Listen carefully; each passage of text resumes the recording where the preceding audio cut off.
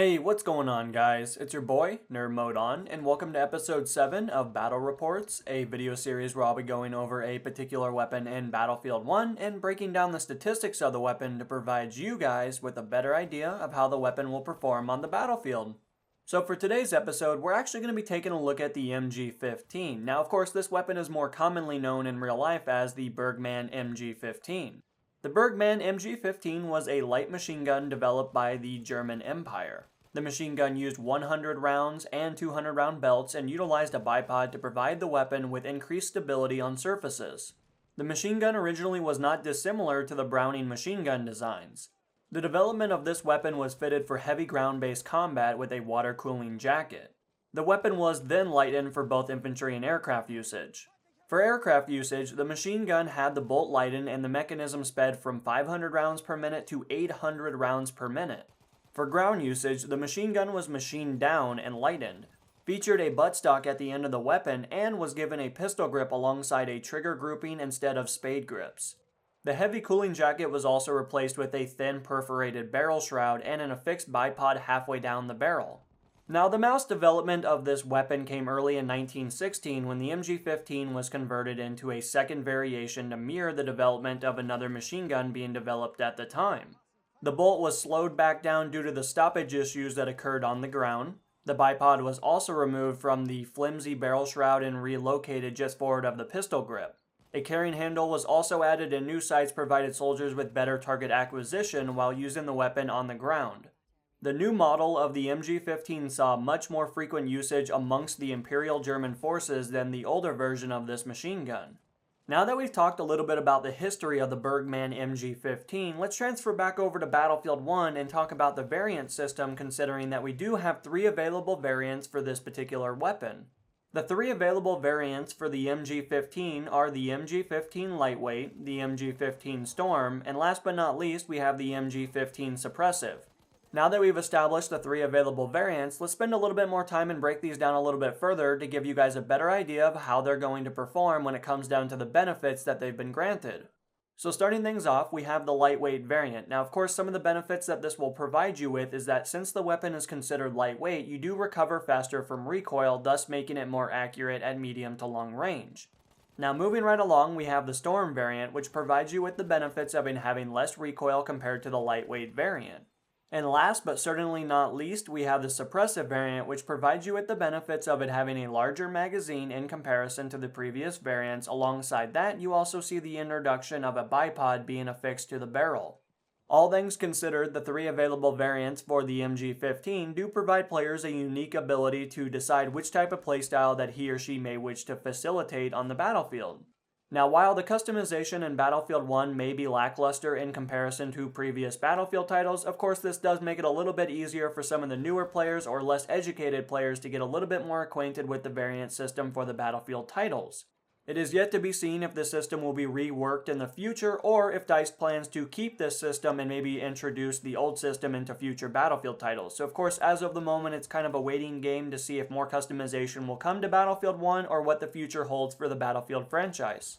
Now, transferring over to the analytical statistics, let's break these weapons down a little bit further so we can give you guys a better idea of how the weapons are going to perform when it comes down to the engagements that you may soon find yourself in. It is worth noting that from here on out, we're only going to be talking about the statistics that are the same of all 3 variants. Of course, there is minor differences amongst the variants, but for the most part, they are pretty similar regardless of which variant you decide to go with. So starting things off, we do have the MG15 clocking in at a 500 rounds per minute, which actually does make it the 3rd fastest rounds per minute LMG that is currently available in Battlefield 1. Now, alongside this information, we also notice that this weapon has a velocity clocking in at 870 meters per second. The velocity of the MG15 is actually the fastest in the light machine gun category, which will definitely be very beneficial if you're somebody that's trying to acquire targets at medium to long range, considering that you won't have to lead your target nearly as much as you would with some other alternatives. Now, transferring over to the damage model, we do notice that this machine gun does a maximum damage of 23 damage at approximately 11 meters. Now, after about 11 meters, we'll notice a gradual decline of the overall damage being outputted at range, and of course we do come to the minimum damage of 17.5 damage at approximately 42 meters. Now to put this information into layman's terms, all this really means is that the MG15 is going to require anywhere from 3 to 6 rounds to down an individual player.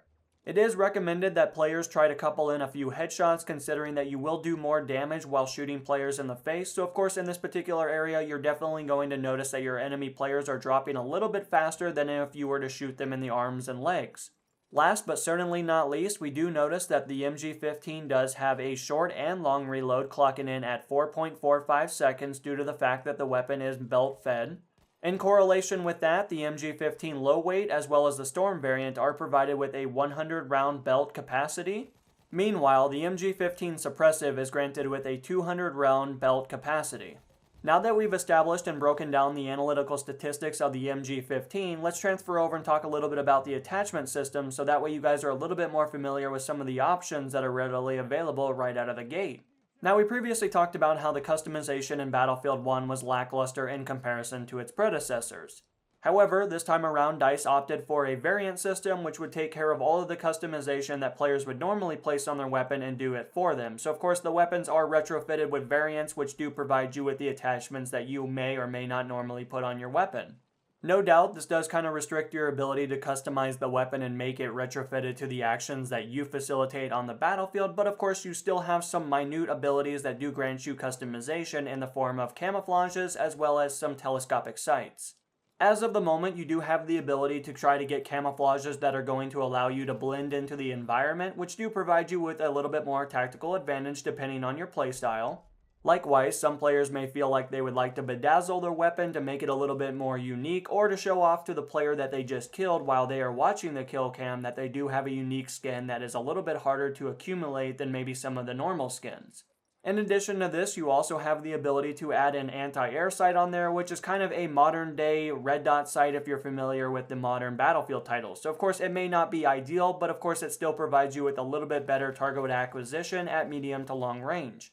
But anyway guys, that's really all the information I have for you. Hopefully you found something in the video insightful and or entertaining. But until the next episode guys, this has been NMO, and I'm going to be signing out guys. Peace!